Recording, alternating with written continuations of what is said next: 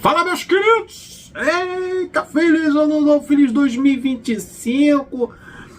Boa sorte aí na Mega Sena na virada. Se ganhar, manda um pix aqui pro pai, dá essa moralzinha pra mim. Conto com você, com a sorte de vocês, porque se eu contar com a minha eu tô lascado.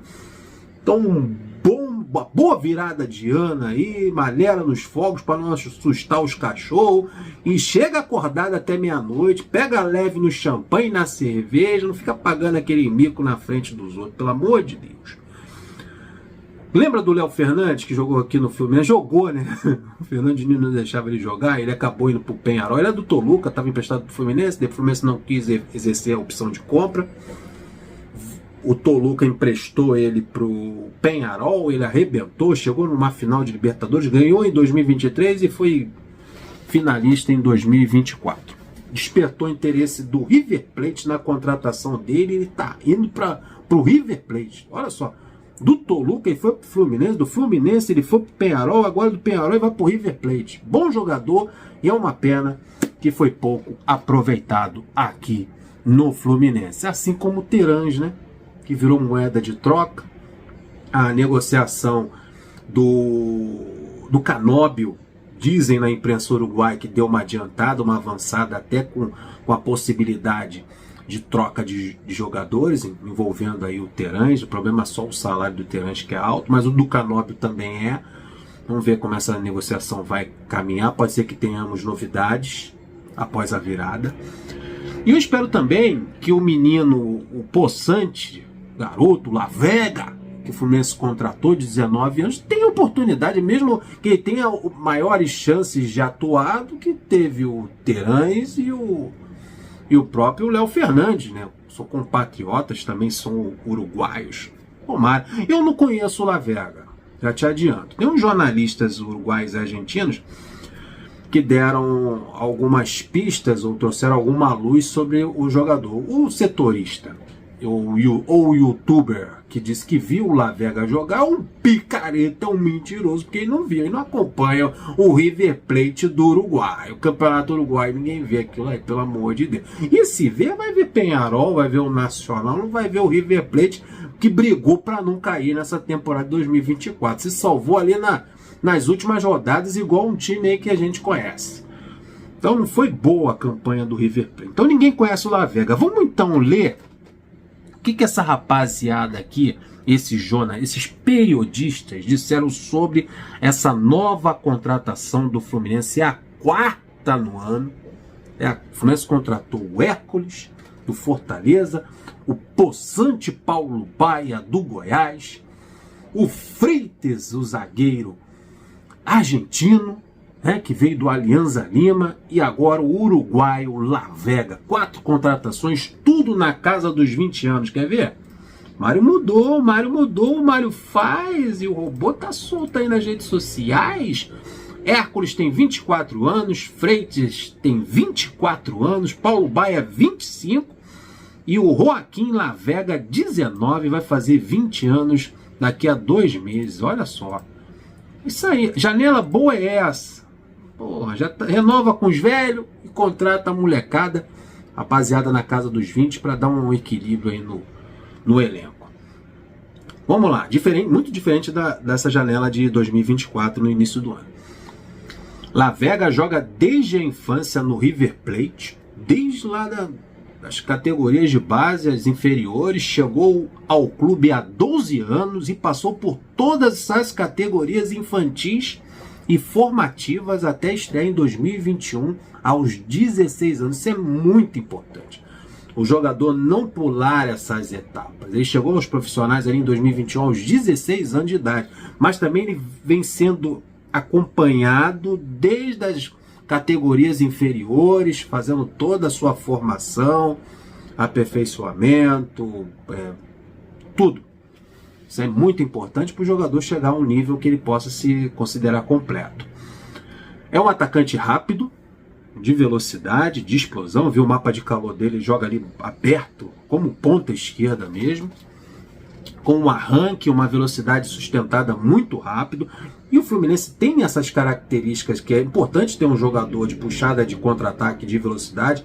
Há momentos do jogo que o Mano baixa essas linhas, congestiona ali a entrada da área e aposta na roubada de bola e no contra-ataque. Dá a bola para o adversário e aposta no erro. E nessa recuperação no meio de campo, para assim acionar os jogadores de velocidade. E ter um jogador com essa característica de velocidade, de arranque, e principalmente ali pelo lado esquerdo, que a gente tem um veterano, que é o titular ali, que é o Keno, e não tem um reserva para aquela posição, é importante ter um jogador com essas características de velocidade pelo lado esquerdo no banco de reservas. Não creio que o Keno vai perder a titularidade agora para o Lavega.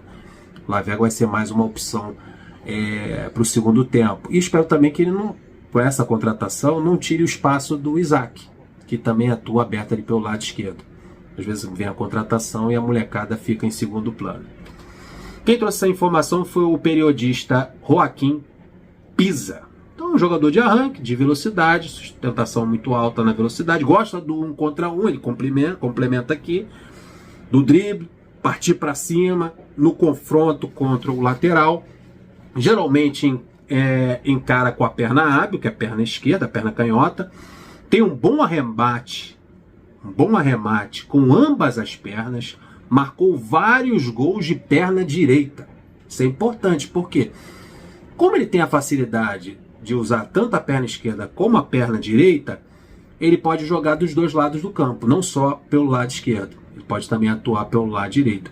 Ou também atuando pelo lado esquerdo, fazer a diagonal e bater com a perna direita, já que ele tem essa facilidade. Bem interessante. Apesar de uma baixa estatura, ele tem 1,72 m, tem um bom salto e um bom cabeceio.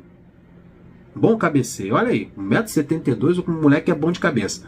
Seus primeiros gols na primeira divisão, inclusive, foram de cabeça. Olha que interessante. Tipo, não comparando, pelo amor de Deus. O Romário também tinha essa característica. Era baixinho, mas fazia gol de cabeça. Lembra aquele lance lá do Jorginho? Cruzou na área, o Romário contra a Suécia, pum, de cabeça.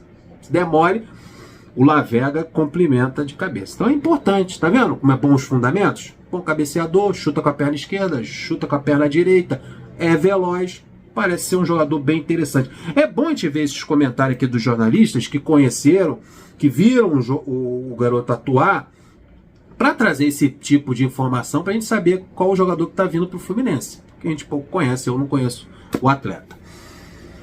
Em 2024, o Lavega explodiu. Aí o Joaquim, o jornalista, periodista, completando a sua informação. Foi o artilheiro do time com 11 gols, quase 25% dos gols do River. E ficou entre os 5 maiores goleadores do campeonato, jogando aberto pelo lado esquerdo. Não é centroavante. Isso que é importante. Não é centroavante, não é jogador de área, basta 1,72 m, joga em velocidade, mesmo assim, artilheiro do time com 11 gols. Ficou entre os 5 maiores goleadores do campeonato uruguaio, também contribuiu com 5 assistências, ele joga pelo lado do campo, isso é importante, cruzamentos, assistência, rolada de bola para trás para quem vem de frente. Liderou um River Plate fraco, que se salvou do rebaixamento nas últimas rodadas. Olha aí, como eu falei, fez uma campanha ruim no campeonato uruguaio. Tem muita velocidade e um bom 1 contra 1, né, 1x1. Agora está na pré-seleção sub-20, que vai jogar o Sul-Americano. Ele foi convocado para o Sul-Americano, a pré-lista, né? É o capitão da categoria, que isso também é importante, mostra que é um jogador de personalidade, parece que tem personalidade, ele deu entrevista, mandou recado para a torcida do Fluminense, dizendo que está chegando um grande clube, que vai conquistar grandes coisas, parece realmente ser um jogador de muita personalidade, muita vibração. É capitão da seleção uruguaia sub-20, então um jogador de personalidade, de liderança, certamente estará na convocação definitiva.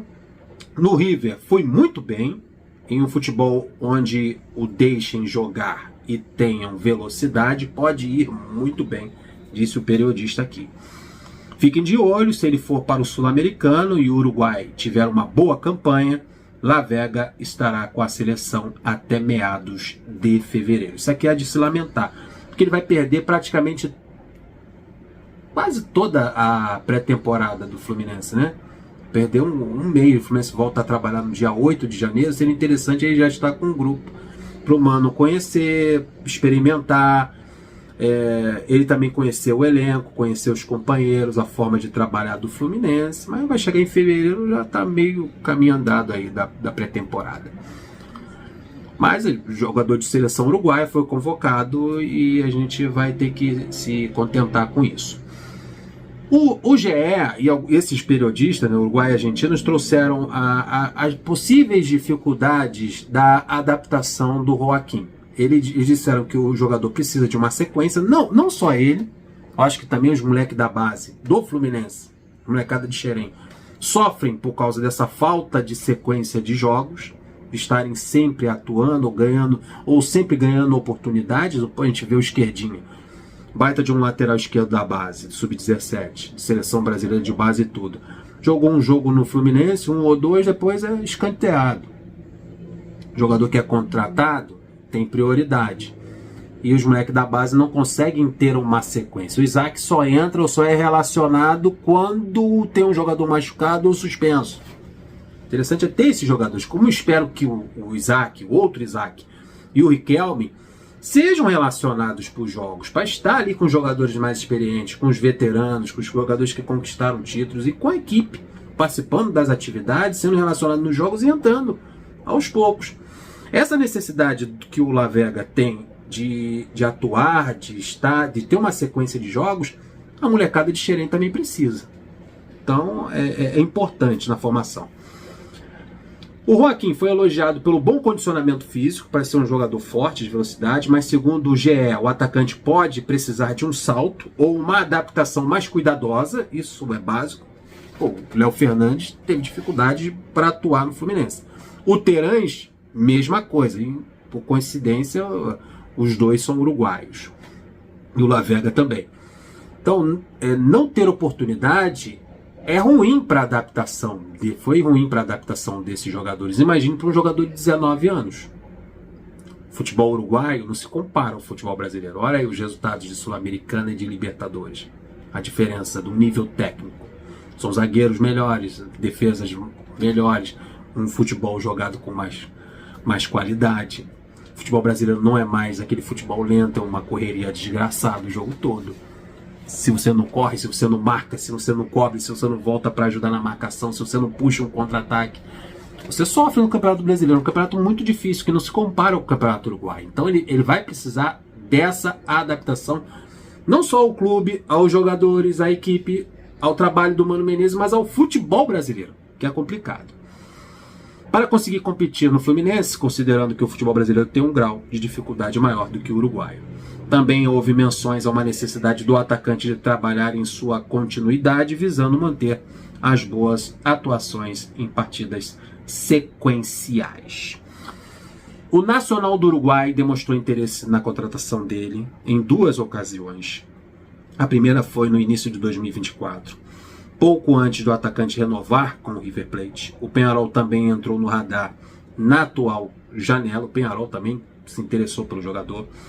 O staff do jogador também tinha o desejo de negociá-lo para o exterior. Então, 2 grandes do Uruguai estavam interessados nele, tanto o Nacional como o Peñarol.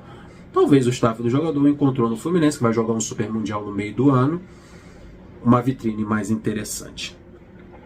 Como eu falei, com o La Vega, o Fluminense chegou à 4ª contratação, além do Hércules, Paulo Baia e Freitas, todos na casa dos 20 anos.